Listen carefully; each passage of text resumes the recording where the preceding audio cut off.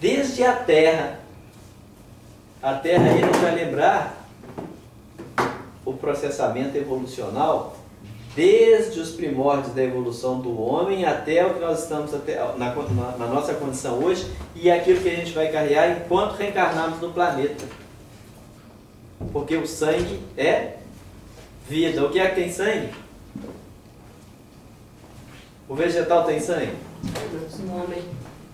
O homem tem, os animais têm. Só o reino animal. Só o reino animal que tem sangue. Então, desde que o homem incursou no reino animal, o princípio inteligente vem sendo elaborado com mais critério. E aí, o psiquismo tem mais propriedade para a responsabilidade. Por isso que existe o instinto de conservação. A fêmea, quando ela dá cria, ela fica com a sua cria até que ele vença e supere a necessidade e a dependência. Pela dependência. Não é? Não é um instinto? Olha que coisa interessante. E ela, se for o caso, ela sacrifica o filho de uma outra fêmea para dar... Aliás, é isso que faz. Para dar alimento para a própria cria. Por quê? Porque o sangue dela clama. É complexo, né? É complexo.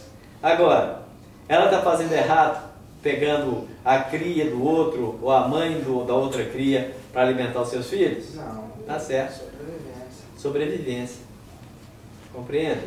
Só que a gente vai transportando para outras áreas de assimilação. Nós vamos também nos alimentando de outros recursos para favorecer o nosso progresso.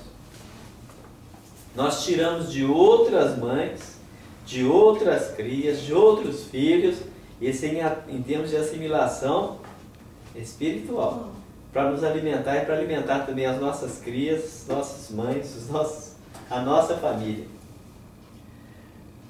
Vamos entender, tem uma parábola de Jesus chamada a parábola dos fins dos tempos. Ele fala o seguinte: e quando o homem vier em toda a sua grandeza,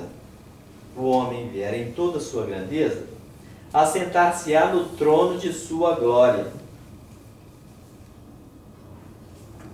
Imagina, quando o homem vier em toda a sua grandeza, assentar-se-á no trono de sua glória.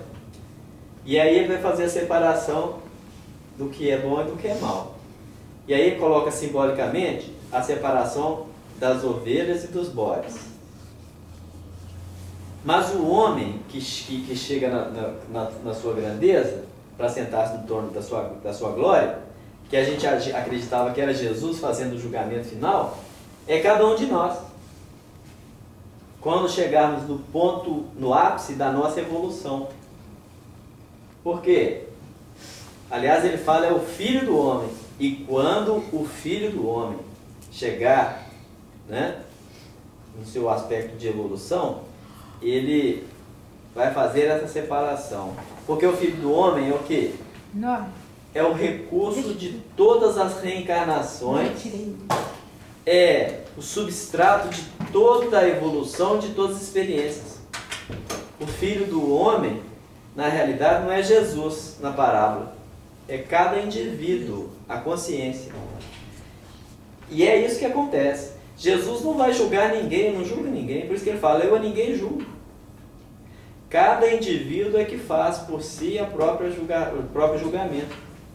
A consciência é que vai demonstrar. E isso é tão notório que, por exemplo, alguém esteja cometendo um desvio na lei, lá na rua, numa esquina, e ele escuta o barulho de uma sirene. O que ele faz? Sai correndo. Sai correndo. Por quê? Imediatamente ele pensa em justiça. Mas pode ser uma sirene de uma ambulância, um corpo de bombeiro, mas ele pensa na polícia. Então, a nossa consciência, ela realmente está atribuída desse julgamento, desse auto-julgamento, porque cada um sabe realmente o que está fazendo de certo e o que está fazendo de errado. Eu já falei aqui numa palestra, uma observação que eu fiz, por exemplo, de um filho meu, que com menos de 1 ano de idade, percebia que ele sabia que estava fazendo errado. Por quê?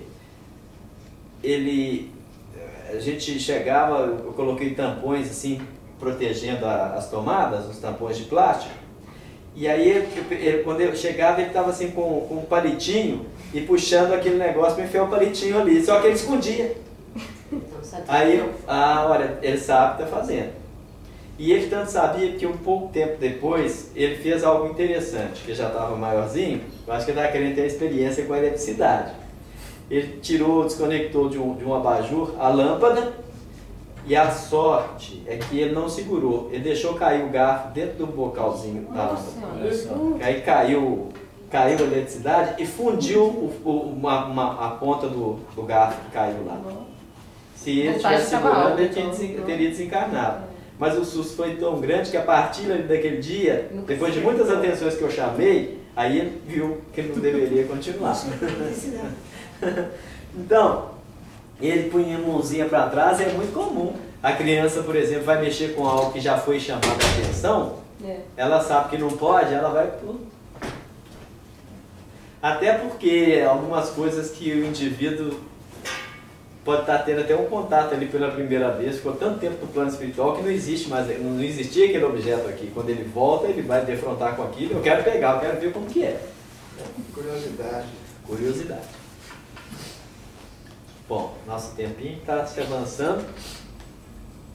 E agora, maldito és tu desde a terra, que abriu a sua boca para receber da tua mão o sangue do teu irmão.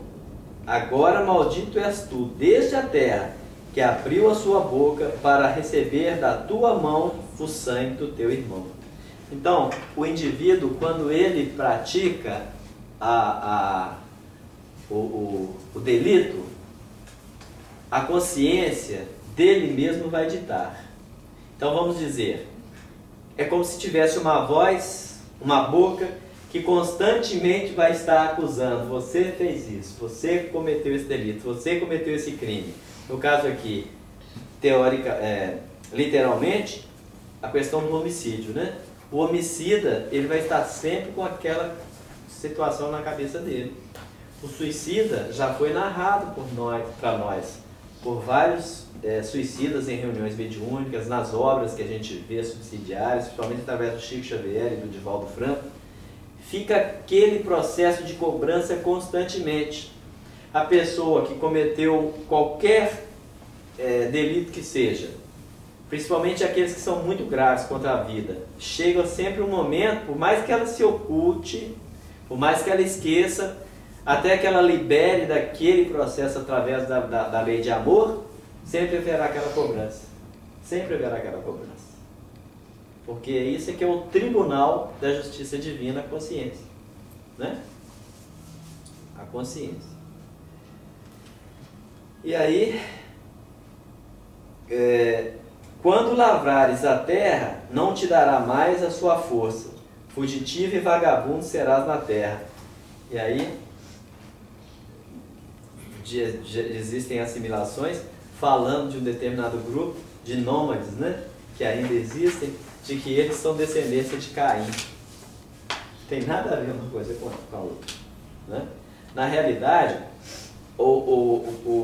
quando Caim saiu de uma situação de comodismo, quando ele matou uma situação de comodismo e como que foi expulso por aquela situação, tudo isso aí é uma elaboração, uma fomentação, um processo de evolução muito complexo. E ele passou a ser nômade novamente, porque olha como que foi. O homem era nômade, depois estabeleceu na agricultura, implementou a agropecuária.